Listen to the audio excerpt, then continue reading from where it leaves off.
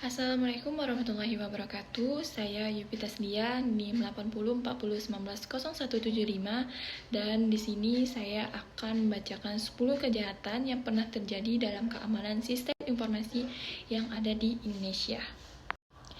Nah, pada kasus yang pertama, kejahatannya yaitu info menyeleneh pada situs KPU 2004.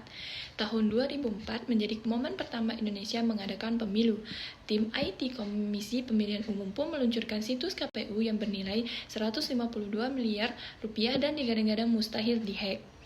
Nah, tak disangka pernyataan tersebut justru menantang hacker bernama X-Nuser atau Dhani Firmansyah untuk membobol situs tersebut. Kemudian, awalnya X-Nuser mencoba meretas dengan melakukan XSS atau cross-site scripting, yaitu menyuntikkan kode berbahaya ke website KPU.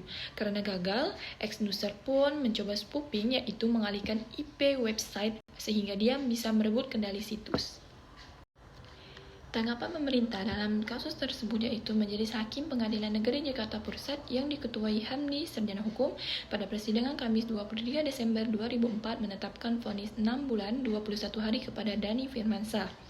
Hukuman didasarkan pada Undang-Undang RI Nomor 36 Tahun 1999 tentang telekomunikasi Pasal 22C JO, Pasal 38 JO, Pasal 50 dan subsidiar Pasal 406 KUHP dan menghancurkan dan merusakkan barang.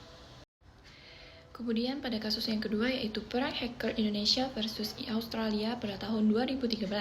Nah, salah satu perang cyber paling gempar di Indonesia adalah aksi hacker Indonesia kepada Australia.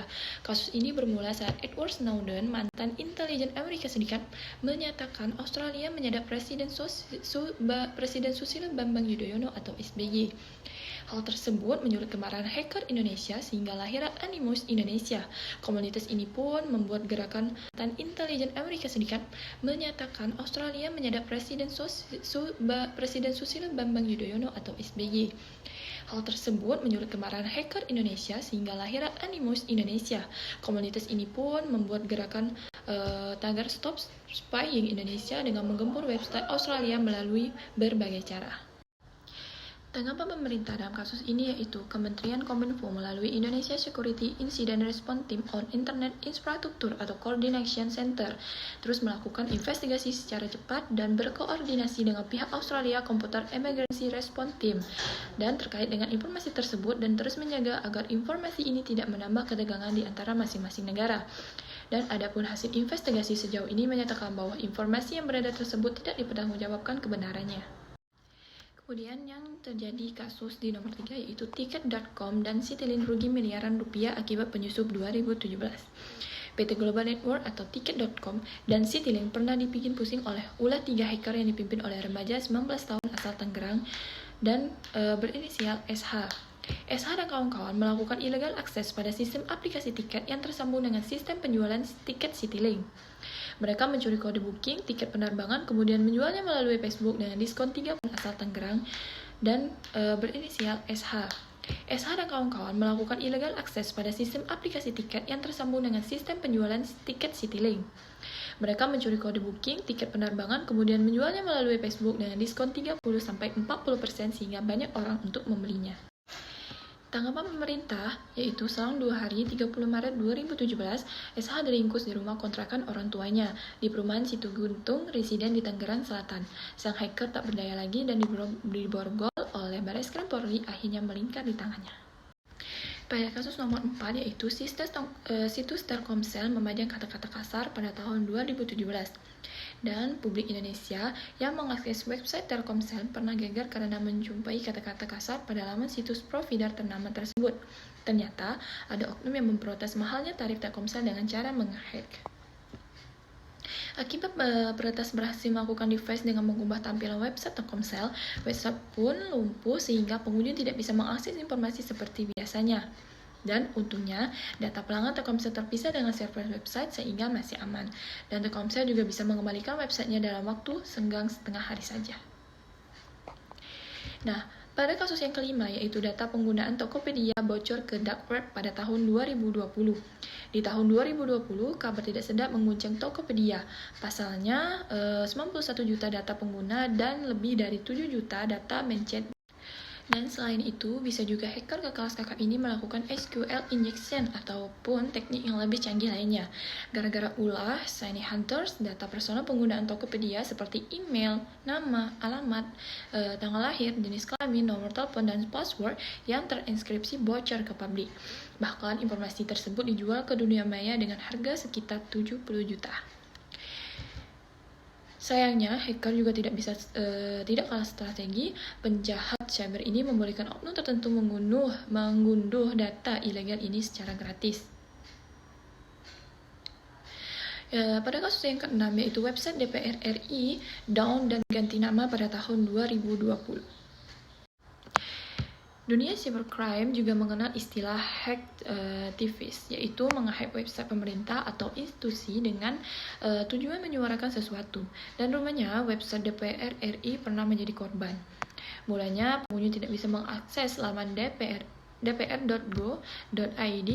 dan Indra Iskandar yang waktu itu menjabat sebagai Sekjen DPR RI menegaskan insiden itu terjadi karena traffic terlalu besar. Dan setelah diusut, ternyata lonjakan ini adalah imbas dari serangan DDoS, sehingga website DPR RI pun mendapat tsunami request yang memperberat beban server hingga akhirnya down. Tetapi rupanya error ini adalah pintu masuk yang sengaja di-hack aktivis buat oknum ini kemudian melakukan device pada website. Nah, pada kasus pada nomor 7 ini yaitu website Tempo lumpuh yang terjadi pada tahun 2020. Portal berita bernama Tempo Media juga pernah menjadi sasaran hacktivis untuk keempat kalinya. Dan website Tempo kena hack di tahun 2020. Dulunya hacker hanya bisa mengalihkan server DNS Tempo sehingga website lumpuh. Namun kali ini bom hadir, hacker menjadi-jadi. Tak hanya mengambil alih situs, hacktivis juga melakukan device dan alhasil website Tempo berubah menjadi hitam dan membuka lagu Gugur Bunga.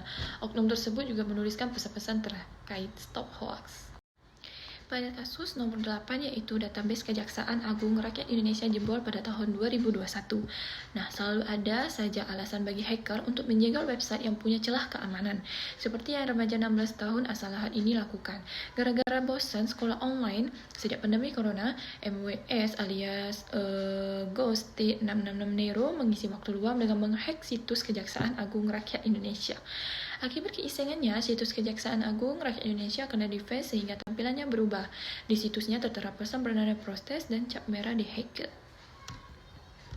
Tak hanya itu, dia juga menjebol database Kejaksaan Agung dan menjual 3.086.224 data kepegawaian ke RAID volume seharga 400.000. Kemudian kasus nomor 9 yaitu data COVID-19. Pada akhir Juni, munculnya kabar yang menyebutkan dugaan peretasan COVID-19. Kementerian Komunikasi dan Informatika atau Kominfo menelusuri dugaan peretasan basis data pasien COVID-19 tersebut.